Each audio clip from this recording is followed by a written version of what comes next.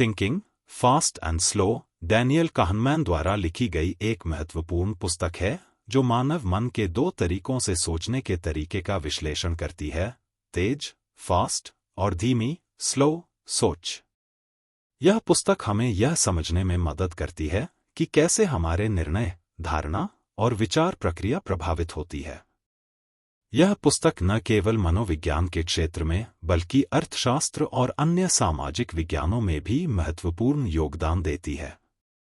इस पुस्तक को पढ़ने के बाद हमें अपने जीवन में निर्णय लेने की प्रक्रिया को बेहतर बनाने के लिए नए दृष्टिकोण मिलते हैं। 1. सोचने के दो तरीके।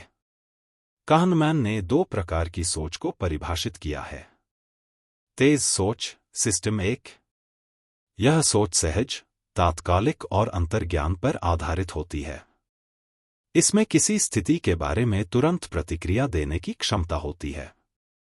उदाहरण के लिए, जब हम किसी प्रश्न का उत्तर तुरंत देते हैं या किसी व्यक्ति की भावनाओं को पहचानते हैं, तब हमारी तेज सोच सक्रिय होती है। तेज सोच हमें दैनिक जीवन की सामान्य स्थितियों में त्वरित निर्णय लेने में मदद करती है। यह सोच हमारे द्वारा किए गए स्वाभाविक और दैनिक कार्यों को सुगम बनाती है।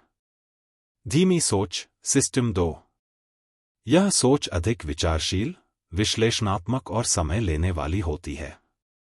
जब हमें जटिल निर्णय लेने की आवश्यकता होती है, तो धीमी सोच सक्रिय होती है। उदाहरण के लिए, गणित का कठिन सवाल हल करना या किसी जटिल समस्या का समाधान निकालना धीमी सोच का हिस्सा है। यह सोच हमें गहन विचार और तर्क करने में सक्षम बनाती है। जब हम किसी स्थिति का गहराई से विश्लेषण करना चाहते हैं, तब हमारी धीमी सोच हमें महत्वपूर्ण निर्णय लेने में मदद करती है। 2.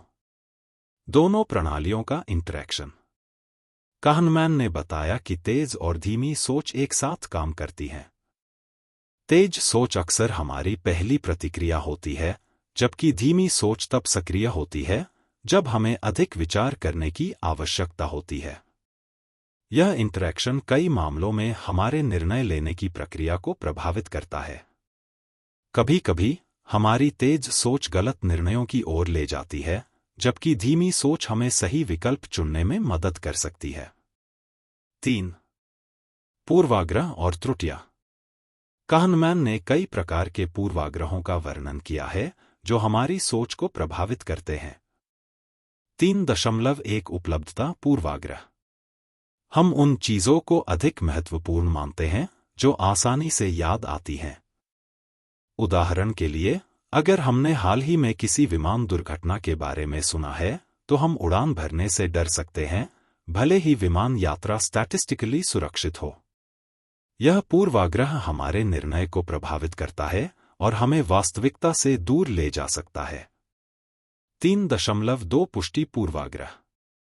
हम उन सूचनाओं को खोजते हैं जो हमारी पहले से बनी धारणाओं को पुष्ट करती हैं।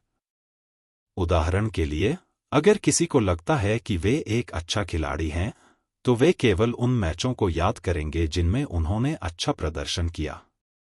यह पूर्वाग्रह हमें सीमित दृष्टिकोण अपनाने के लिए मजबूर करता है, जिससे हमारी सोच में संकीर्णता आ जाती है। 3.3 संज्ञानात्मक पूर्वाग्रह।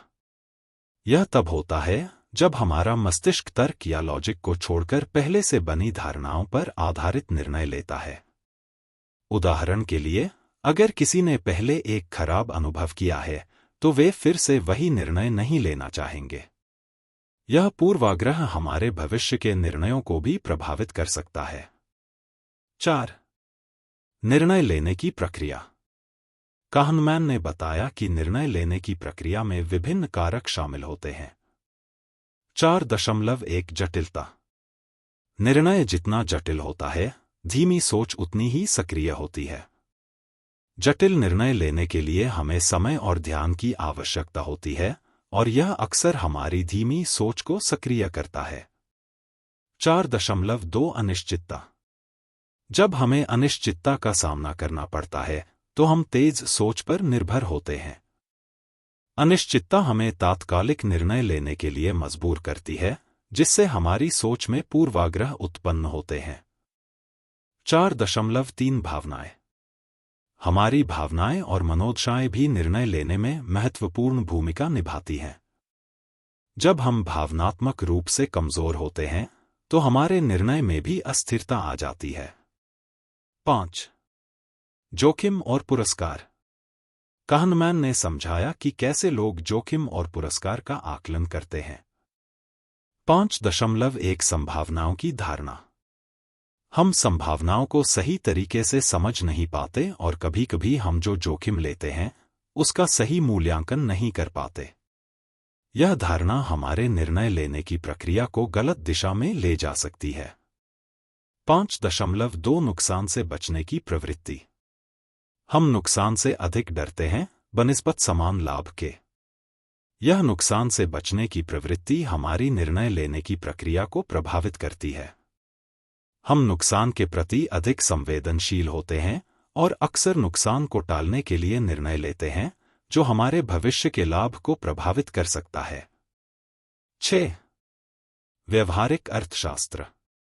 कहनमैन ने व्यवहारिक अर्थशास्त्र की अवधारणा को पेश किया जो यह बताती है कि मनुष्य आर्थिक निर्णय लेते समय पूरी तरह से तर्कसंगत नहीं होते।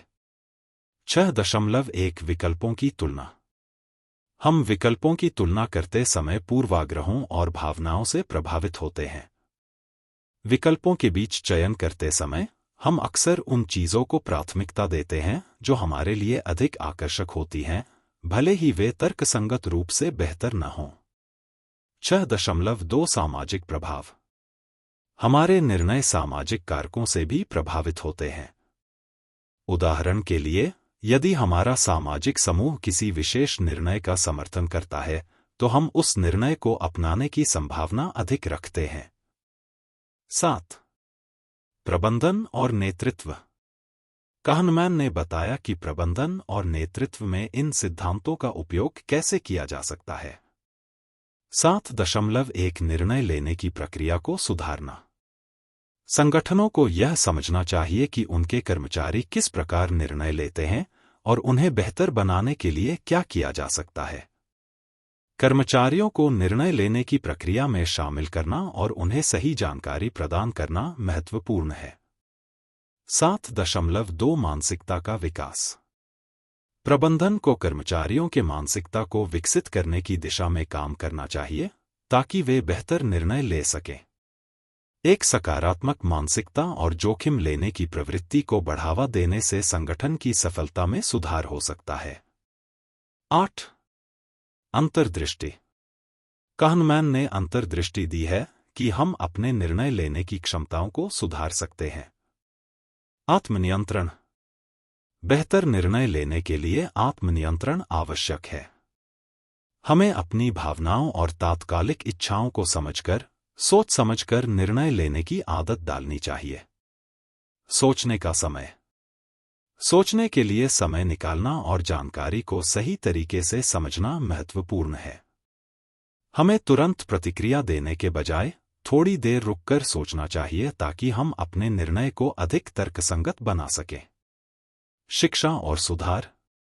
कहनमैन ने सुझाव दिया कि शिक्षा प्रणाली को इस प्रकार तैयार किया जाना चाहिए कि छात्र सोचने की दोनों प्रणालियों का उपयोग कर सकें। समस्या समाधान कौशल। छात्रों को समस्या समाधान कौशल सिखाना चाहिए ताकि वे वास्तविक जीवन में बेहतर निर्णय ले सकें।